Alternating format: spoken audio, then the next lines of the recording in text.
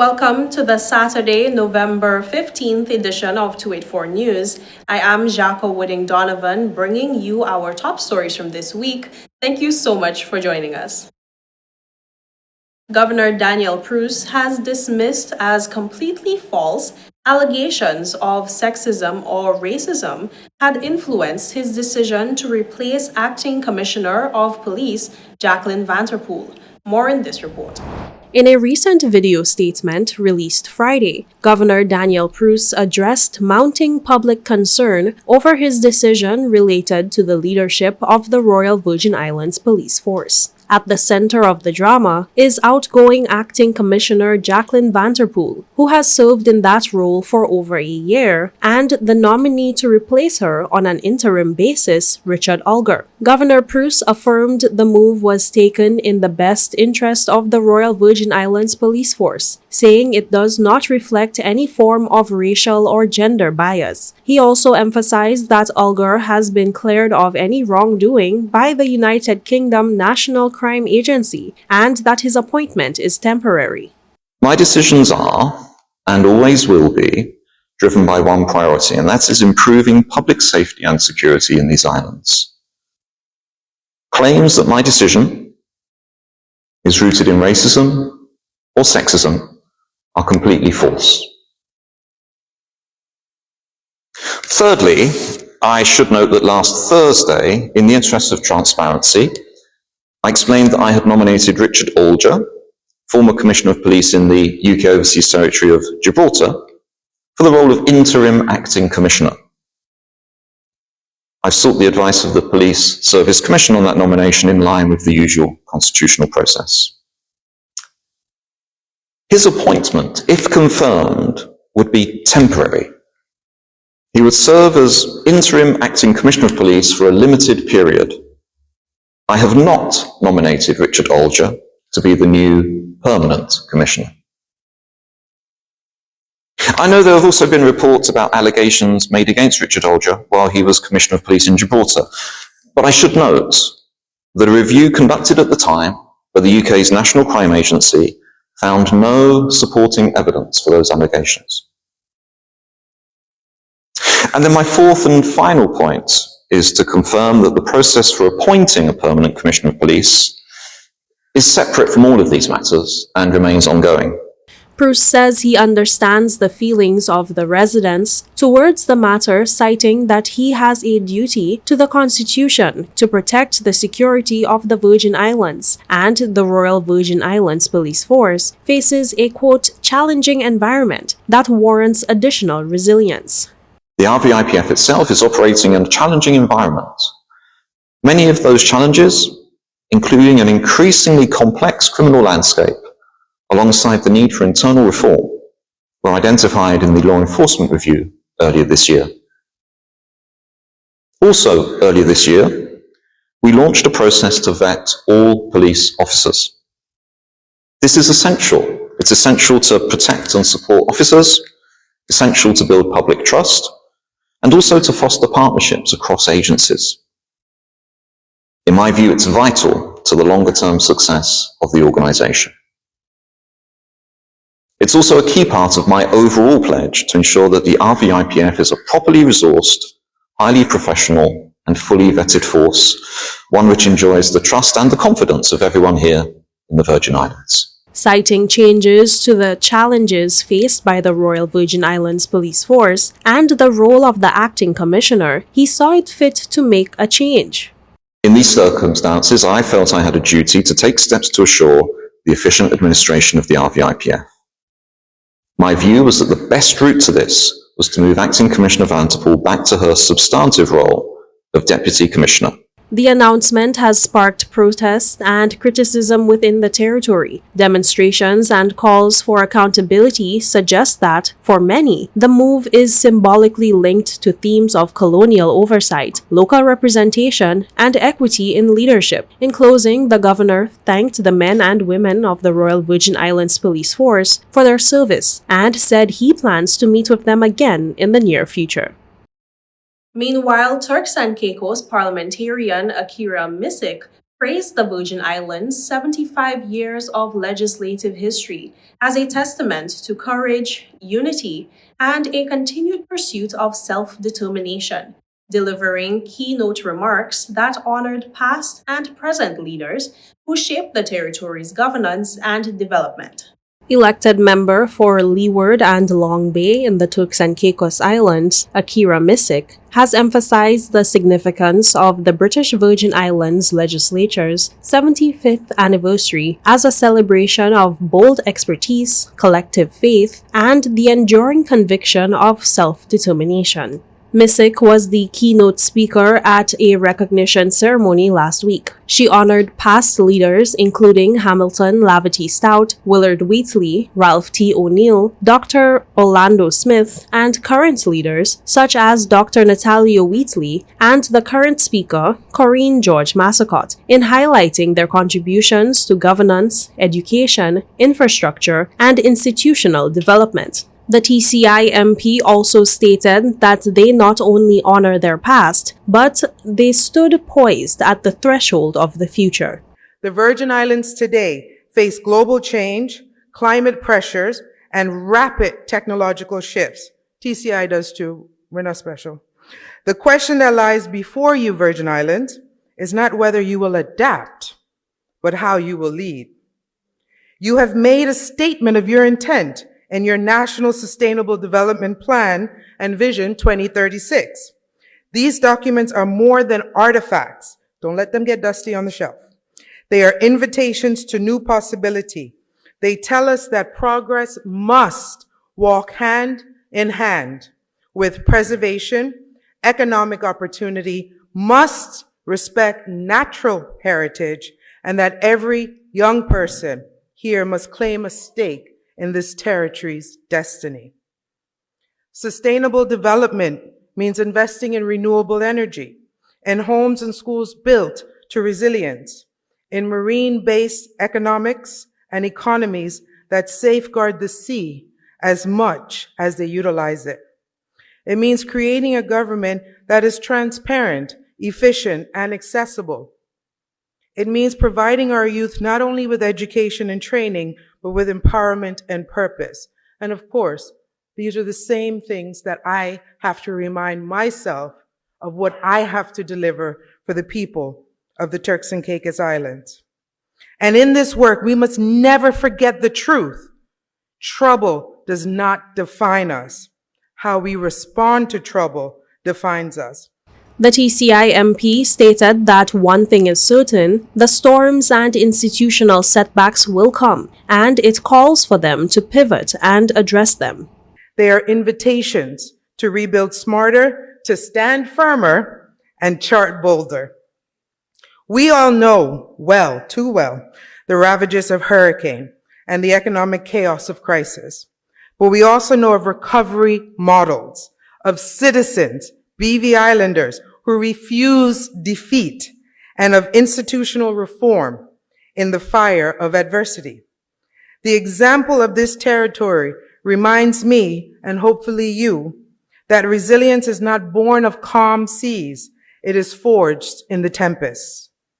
So tonight, I invite you all, past, present, future, because I hope I'm talking to some future legislators in the audience, public servants, community leaders, entrepreneurs, young men, young women, children, to embrace these three commitments. First commitment, to resilient infrastructure. The storms are going to continue to come. There is no way around it until we get some sort of agreement from the larger nations to tackle climate change from their end. So our infrastructure must be even more resilient than it currently is, so that every building, every road, every bridge, every power system must embody the knowledge of past storms and anticipate the storms to come. Second, and I think this is the most important one, we must commit to our Virgin Islanders' human potential to develop education, innovation, entrepreneurship, and leadership. We must equip all Virgin Islanders, not just for the world of today, but for the world of tomorrow that I hope you will take a seat in leading. With that, we take a quick word from our sponsors. Stay tuned, we'll be right back. We mash the gas, them bite the dust. We set the speed while they gathering rust. Inside we heart BVI come first. So please don't be fooled, cause they not like us. Once we mash the gas, them bite the dust. Cause we always fast and we always fuss. If you want real speed, you know who to trust. Somebody better tell them they're not like who? They're not like us. CCT fast, like CCT fast, like CCT just generosity, love the community bad, like CCT first with the 5G, cause BVI is we.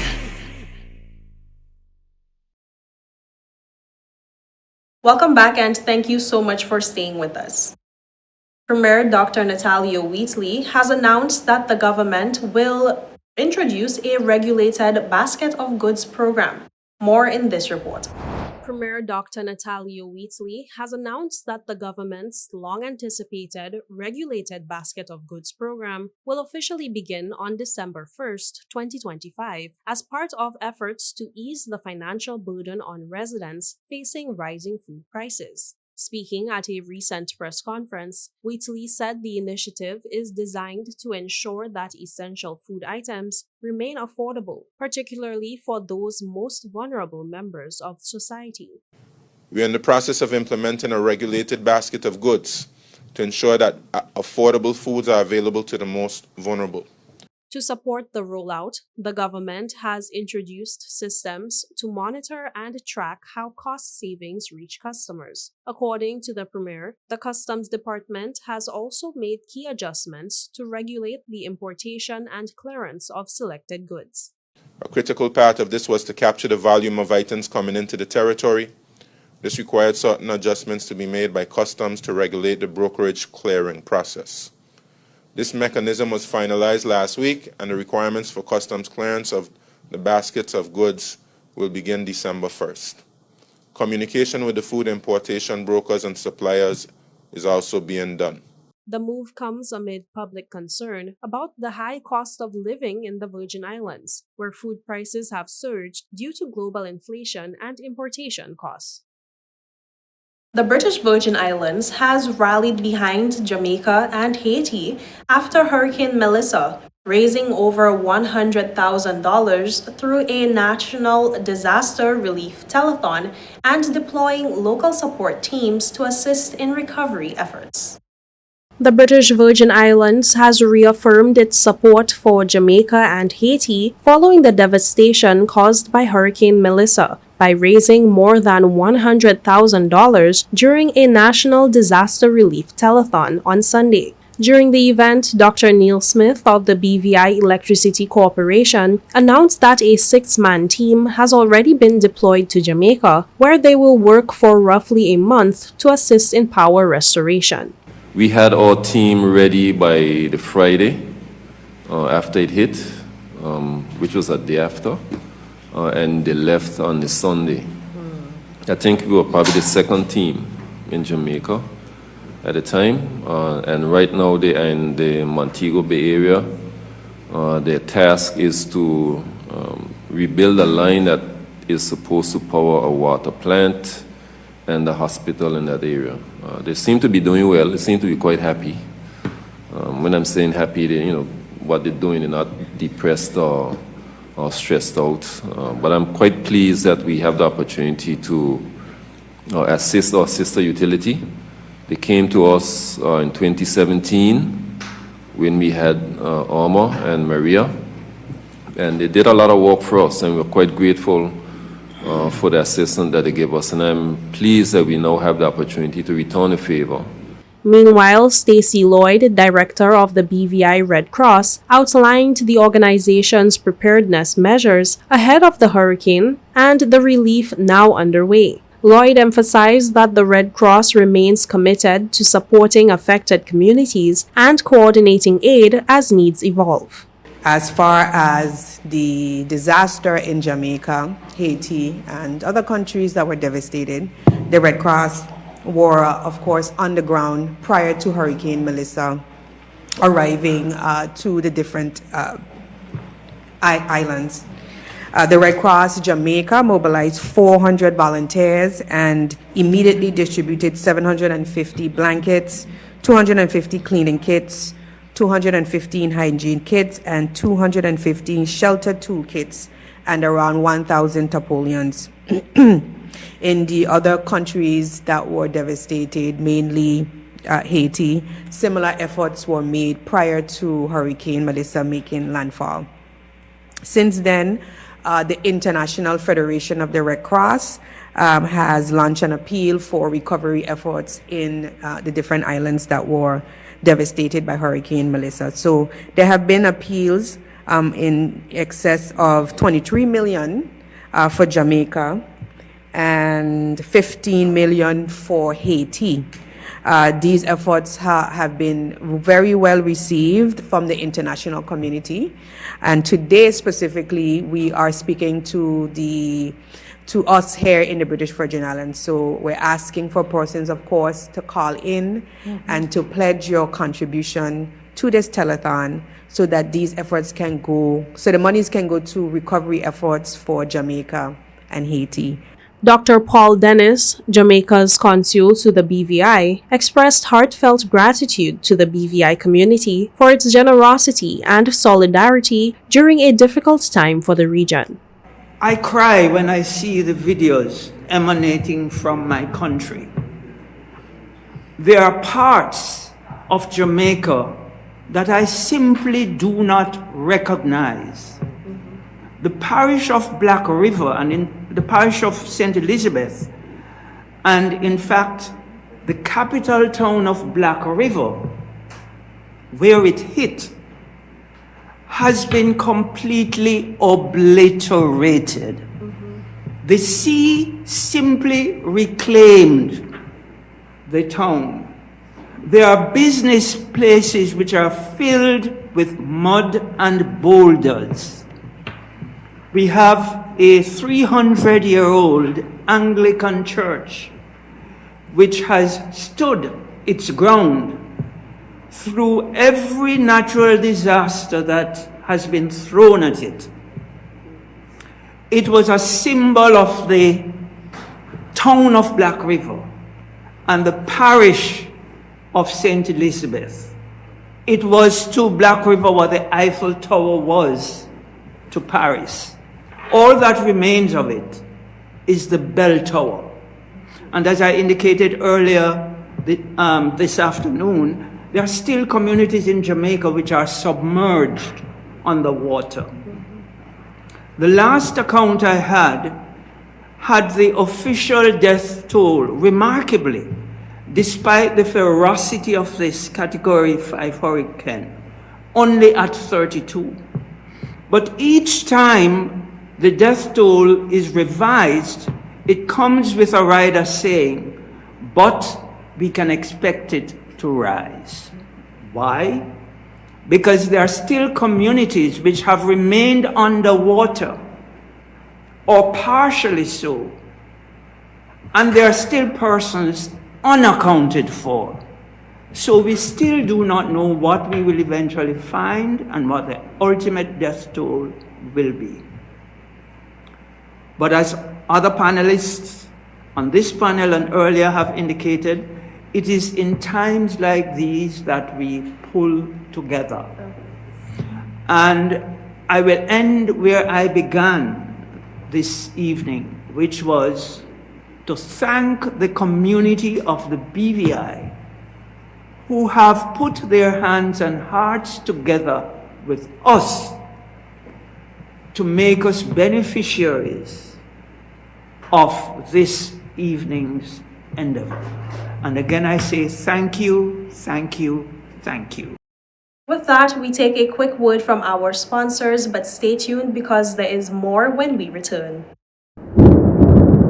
Life is unpredictable, and when a storm is coming, having a plan can make all the difference. We need a plan in case of a hurricane. Everyone, let's work together on this. This is where we go in case if we need to evacuate. This is safe away from flood zones. I will use this room as our secure space if we have to stay home. Don't forget to save our local contacts and also our off-island contacts. Right. And we need to have a plan for our pets too. They can't go to shelters, so we need a safe place for them. In case we get separated, we should have a meeting spot. How about the community center? That's good, and we can leave a note there too. I feel safe knowing we have a plan.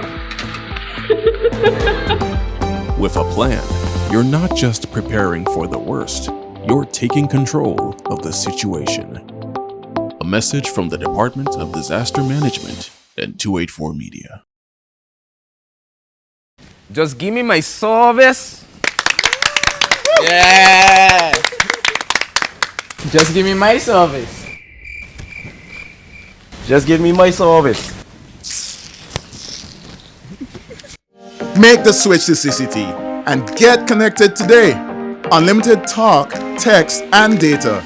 Visit any CCT store or call us at 444-4444. CCT, Life Unlimited. Welcome back and thank you so much for sticking with us. Miss Universe British Virgin Islands 2025, Olivia Freeman, continues to shine on the international stage in Thailand, captivating audiences with her elegance and confidence as she represents the territory ahead of next week's Miss Universe Grand Finale. Here is a look at some of her recent appearances and the stunning photos she continues to share on her official Facebook page, where she is sharing her journey.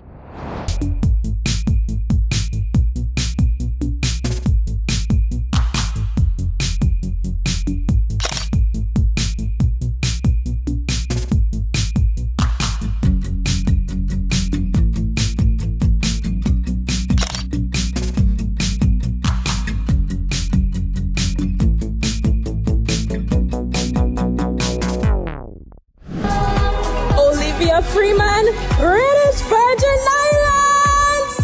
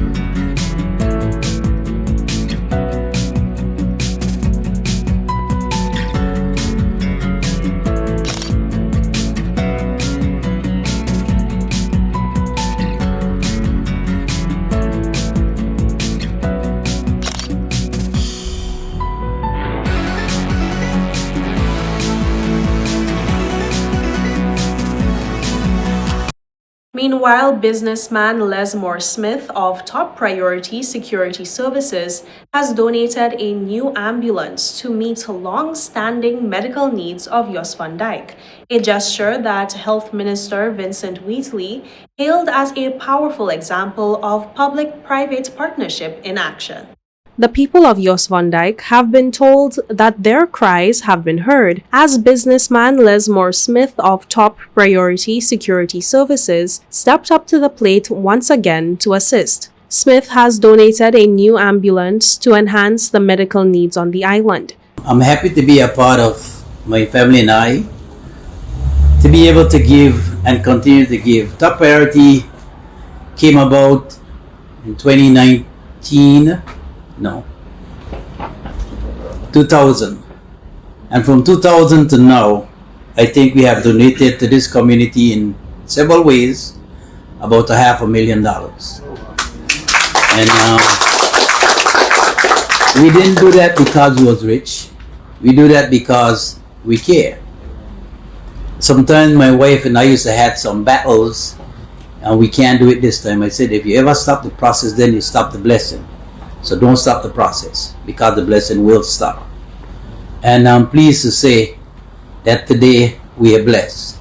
Health Minister Vincent Wheatley emphasized the importance of this partnership for the community, saying the people of Jos van Dijk have been crying out for an ambulance for as long as he can remember. He said that their cries have been heard in a loud way. Minister Wheatley also called for more partnerships to help meet the ministry's objectives. Representative for the 2nd District, Melvin Mitch Turnbull, expressed gratitude for the donation on behalf of the Jos van Dijk community. The minister said that I've been talking about this ambulance and healthcare services for Jos van Dijk for a long time, 10 years to be exact, through 5 ministers of health and 4 premiers.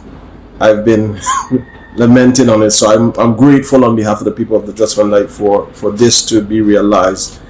One of the things that I looked at while we were talking, Mr. Smith and I looked to see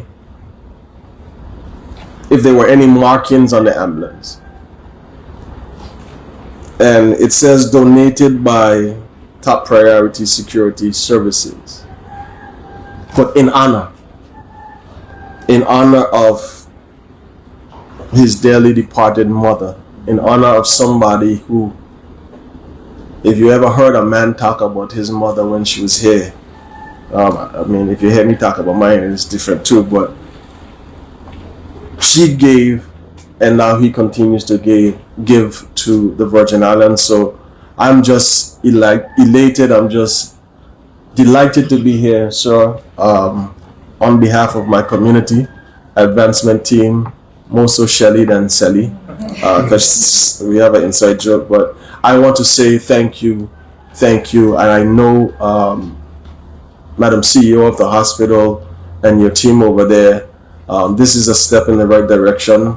Now, Minister of Health, I can't just accept the ambulance. We need to bring the Minister of Communication and Work so we could fix the road so the ambulance could drive on. Thank you very much.